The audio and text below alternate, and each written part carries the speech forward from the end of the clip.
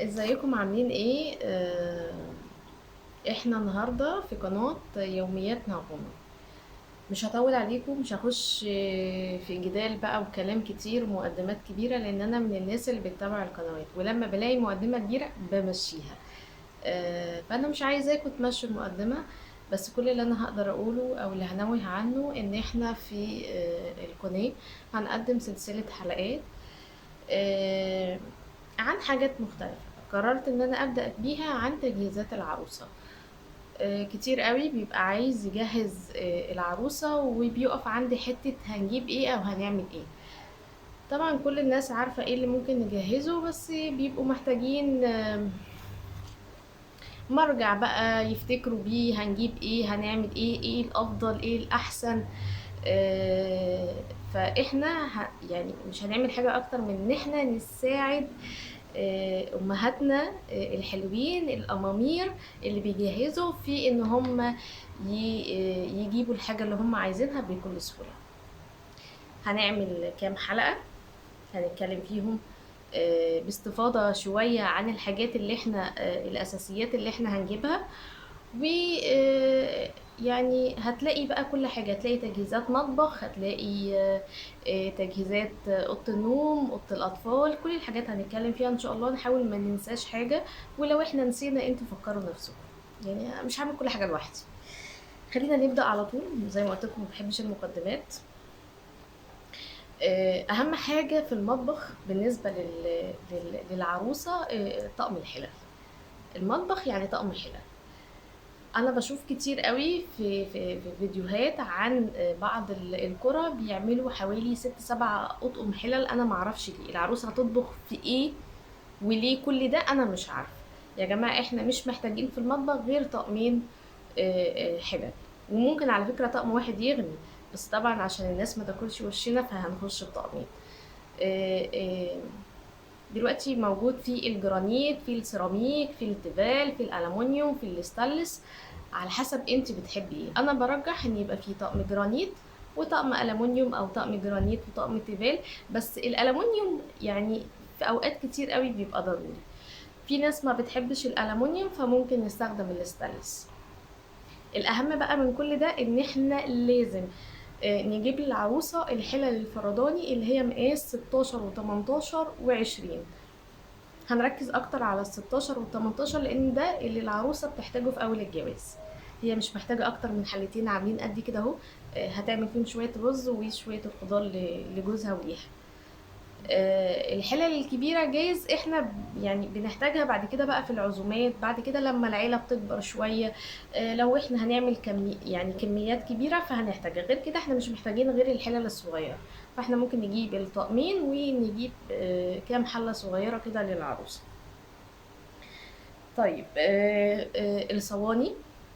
بنجيب للعروسة الصواني المدورة ديت، وبنجيب للعروسة برضو الصواني المستطيلة. ونجيب البايركس. فانت ليكي الحرية الكاملة، في بيبقى من الصواني في 3 وفي 2 على حسب مقدرتك اللي انت عايزاه. فبنجيب المدور والمستطيل وبنجيب البايركس. الطاسات. بيبقى فيه طقم كده الطاسات اللي هم ال3 مع بعض وفي ال5 مع بعض. طبعا يفضل ان احنا نجيب الحاجات اللي هي الغير اللاصقة زي الجرانيت، السيراميك، التيفال. في ناس بتحب الالومنيوم في البيت وفي بعض الاكلات. لو انت عايزه تجيبي طاسات الومنيوم براحتك. ما ننساش بقى نجيب الطاسات البومبي، لان في اكلات كتير بتبقى محتاجه الطاسه تكون اكبر شويه او اقرب للحله. فاحنا هنحتاج البومبي دي، فممكن نجيب منها برضو مقاسين، واحد كبير قوي وواحد وسط او صغير.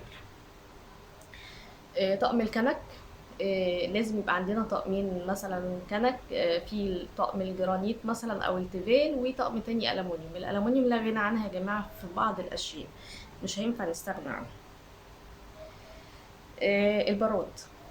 احنا بنجيب الكتل وبنعمل كل حاجاتنا في الكتل، بس لو ما جبناش البراد الناس هتاكل وشنا. لازم البراد يبقى في البيت.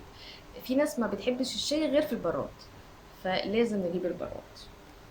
طقم صواني البسبوسه. اي نعم، احنا بنتنا العزيزه الكريمه يوم ما هتحب تاكل بسبوسه هتخلي حضرتك تشتريها من بره، بس احنا لازم يبقى عندنا في البيت طقم البسبوسه.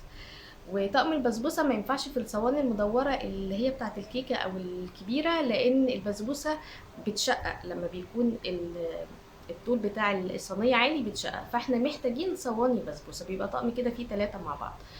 لو مقدرتنا حلوه شويه كمان هنجيب اللي هو طقم البيتزا، هنيجي على نفسنا شويه. اي نعم بنتنا هتجيب البيتزا من بره هتطلبها دليفري، بس احنا لازم يبقى عندنا طقم البيتزا ده لو امكن، يعني لو في مقدرتنا يبقى طقم كده برضو بيتعمل فيه البيتزا. اللبانه الالومنيوم، وانا بقول الومنيوم لان الالومنيوم الوحيده اللي انا جربتها وما بوظتش اللبن. الجرانيت شعوطت لي اللبن، التيفال شعوط لي اللبن، فالالومنيوم هي انسب حل ان احنا نجيبه في اللبانه. عايزه تجيبي برضو لبانه جرانيت انت حره براحتك. حله الضغط، الحله الضغط دي ان امكن نجيبها، هي ضروريه يا جماعه، مستقبليا مش دلوقتي، ولو احنا بنعمل كميات هتبقى حلوه ولطيفه وجميله، ولو احنا بنعمل بعض الاكلات هتبقى جميله. بيتعمل فيها كل حاجه، ممكن تسيلي فيها اللحمه وتسيلي فيها الفراخ، الكوارع ده لو احنا بناكلها، البط ده لو احنا بناكله، الحاجات يعني اللي شبه ده. لما نيجي نجيب حله الضغط ما نجيبش الستة لتر، لان هي صغيره ملهاش اي 3 لازمه، مش هتسعفنا، احنا جايبينها علشان تسعفنا، فعلى الاقل نجيب اللي هي ال10 لتر. طقم الصواني التقديم اللي هو المينامين ده ضروري جدا، بيبقوا 3 مع بعض كده، وده عملي يعني يقع معاكي ويروح ويجي والدنيا لطيفة معانا، فاحنا محتاجين الطقم المينامين اللي هو ال3 مع بعض. وطقم ستانلس يكون نضيف كده وابن ناس. وفي صواني اللي هي نازلة الجديدة التركي اللي هي ام رجول دي لطيفة وجميلة جدا في التقديم، وهتنفع العروسة في الأول خالص، هيبقى شكلها شيك جدا. طقم التوابل، انا بستغرب العرايس اللي بيملوا الرخام بطقم التوابل وطقم مش عارفه ايه وطقم ايه وطقم ايه، بيبقى الطقم حوالي واخد له كده حيز كبير. ليه يا جماعه؟ ليه هتحطوا ايه؟ هتحطوا ايه في الطقم ده؟ يعني هتعملوا ايه؟ ماله الطقم الصغير اللي بيلف ده؟ وهيأدي الغرض وهياخد لك كل الحاجات اللي انت عايزاها. عايزه تجيبي بقى طقم التوابل الكبير الطويل اللهبل ده، انت حره براحتك. طقم التوزيع، نراعي واحنا بنجيب طقم التوزيع يا جماعه ان هو ينفع بالتقليب في الاطقم اللي هي زي الجرانيت والسيراميك والتيفال، وانا بنصح ان احنا نجيب طقمين، طقم يكون خاص بالجرانيت والطقم اللي هو الستانلس لا غنى عنه، لان هو ده العمل الصراحه، هو ده اللي بيستمر بعد كده. في بقى احنا اللي هي اطقم بتبقى طقم كده، فيه علب للشاي وللسكر وللقهوة وللنسكافيه، بيبقى طقم كده كامل على بعض، وده نجيبه عشان نحط فيه الحاجة بتاعة المشروبات. ده لو احنا مش هنعمل كورنر كوفي كده على جنب، آه، آه، فهنجيبه هنحطه برضو للمطبخ عشان الشاي والسكر والقهوة. هنجيب طقم مجات للشاي اللي هي الازاز، بيبقى بالحامل كده، بيبقوا 6 مع بعض، هنحطهم على الرخامة. وبيبقى فيه كمان اللي هما ال6 الصيني، والصيني ده بينفع مع النسكافيه مع الشاي بلبن، بيبقى لطيف جدا. فنجيب الطقم اللي هو بتاع المجات الصيني. طيب عندنا ايه كمان؟ عايزين نجيب طقمين كاسات للمطبخ، وطقمين الكاسات دول اللي مكملين معايا يعني لاخر العمر، لان اطقم النيش دايما بتبقى في واقفه صامده كده في مكانها ما بتتحركش، فاحنا نجيب طقمين، وطقمين ده يعني 12 كيس نحطهم في المطبخ، ما نزودش عن كده يا جماعه، احنا مش عايزين لما نفتح المطبخ يروح نلاقي الحاجه عملت فوق دماغنا، ملهاش اي 3 لازمه. الحاجة تكون بسيطة في المطبخ عشان نقدر نتعامل، ولما نحتاج حاجة من النيش ده لو أمكن يعني نعمل اتفاقية عهد سلام ونطلع الحاجة ونرجعها تاني، ما عندناش مشكلة. هنجيب طقمين كوبايات مية برضو لازم يبقوا نضاف، وطقمين يعني 6 و6، نحطهم برضو في المطبخ عشان هنحتاجهم طبعا لو جه حد. طقم الطواجن الفخار، طقم الطواجن الفخار ده مظلوم معانا يا جماعة. طواجن الفخار جميلة جدا ورخيصة جدا، وبتبقى شكلها حلو جدا في العزومات، وبتدي طعم حلو قوي للأكل، فما ننساش نجيب الطواجن الفخار. الهون،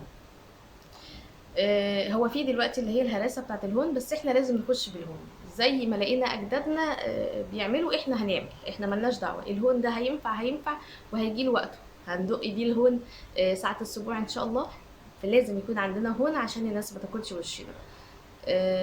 استخدمناه بقى ما استخدمناهوش اهو موجود من ضمن التحف الفنية اللي هتفضل موجودة بعد كده للأجداد وعيالنا وعيال عيالنا يورثوه ويفضل عندهم الفن. المنخل زمان كان المنخل اللي هو المدور ده، دلوقتي بقى فيه المنخل اليدوي اللي هو بتك عليه كده بينزل الدقيق على طول، فلازم يبقى عندنا دقيق. ده لو بنتنا بعد كده ان شاء الله فكرت ان هي تعمل مخبوزات او تعمل كيكه او تعمل اي حاجه يعني بعد الشر. طقم السكاكين. طقم السكاكين ده بيجي يا جماعه في شنطه ويفضل موجود في قلب الشنطه، وفي الاخر بنستخدم السكينه اللي هي 7 جنيه ونص اللي هي المشرشره دي. فانت تجيبي طقم السكاكين وتجيبي للعروسه كام سكينه من اللي هم المشرشرين، مش هتستخدم غيرهم. انا جايه لك من المستقبل وبقول لك اهو. كام طقم مقوار كده، يعني كام مقوار كده في البيت كده، بس عشان ايه؟ نغزي العين وعشان الناس ما تاكلش وشنا ونقول ان بنتنا لطيفه وجميله وبتعرف تعمل محشي وبتقور محشي. ده لو ما جابتوش جاهز او ما كلتوش عندك، فلازم يبقى عندنا مقاوير في البيت. اطباق البلاستيك للغسيل، للخضار بقى وللحمام ولكل حاجه. يعني احنا لازم نجيب الاطباق البلاستيك ديت باحجامها من الصغير للكبير. نعمل حساب المطبخ ونعمل حساب طبقين كده للحمام. مقصات، يعني نجيب مثلا مقصين 3 يبقوا عندنا في البيت، هنحتاجهم في حاجات كتير جدا. شنطة السوق، يعني هو اي نعم بنتنا ما بتنزلش سوق وهتستنجح على ماما برضو ان هي تجيب لها حاجتها او تبعت لجوزها هات لي طماطم هات لي. بصوا يا جماعه بعد الجواز هتلاقوا معظم المسجات وانت جاي هات لبن وانت جاي هات خيار وانت جاي هات طماطم. فبس لازم شنطه السوق تبقى عندنا، الناس هتاكل وشنا لو احنا ما دخلناش بشنطه السوق. بصوا يا جماعه انا عندي هنا الفيديو وصل ل 12 دقيقه، فانا مش هحاول اطول عن كده. يعني هنفصل ونرجع تاني نعمل فيديو جديد ونكمل بقية الحلقة بتاعتنا. ما تمشوش من مكانكم وانا مش ماشية، بس هفصل الفيديو وارجع اعمل فيديو جديد. استنوني.